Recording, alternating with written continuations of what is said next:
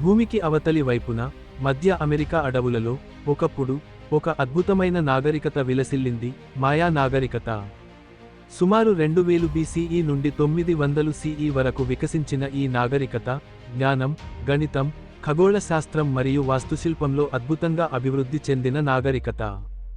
మాయలు ఖచ్చితమైన క్యాలెండర్ను సృష్టించారు, ఇది నేటి క్యాలెండర్ కంటే ఖచ్చితమైనదని నిపుణులు అంటున్నారు.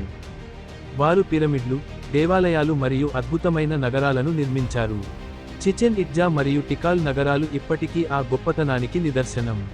కానీ 900 CE చుట్టూ ఈ గొప్ప నాగరికత అకస్మాత్తుగా కూలిపోయింది. వందల నగరాలు ఖాళీ చేయబడ్డాయి, దేవాలయాలు అడవిలోకి అదృశ్యమయ్యాయి. ప్రజలు ఎక్కడికి వెళ్లారు, ఏం జరిగింది? శాస్త్రవేత్తలు ఇప్పటికీ ఈ ప్రశ్నకు స్పష్టమైన సమాధానం ఇవ్వలేరు. కొందరు అంటున్నారు, నిరంతర కరువు మరియు వాతావరణ మార్పు వ్యవసాయాన్ని నాశనం చేసింది. మరొకటి, రాజకీయ అశాంతి మరియు యుద్ధాలు. మూడవది, అధిక మతపరమైన త్యాగాల కారణంగా సమాజం కూలిపోయిందనే సిద్ధాంతం.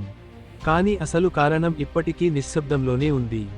మయా నాగరికత నేర్పే పాఠం ప్రకృతి ముందు ఏ సంస్కృతి యొక్క అహంకారం శాశ్వతం కాదని మన అభిప్రాయం. మధ్య అమెరికా అడవుల్లో ఇప్పటికీ నిలిచి ఉన్న ఆ పిరమిడ్ శిథిలాలు మనం ఒకప్పుడు జ్ఞానంలో అత్యున్నతంగా ఉన్న క్షణాన్ని గుర్తు చేస్తాయి, కానీ నిశ్శబ్దంగా అదృశ్యమయ్యాయి.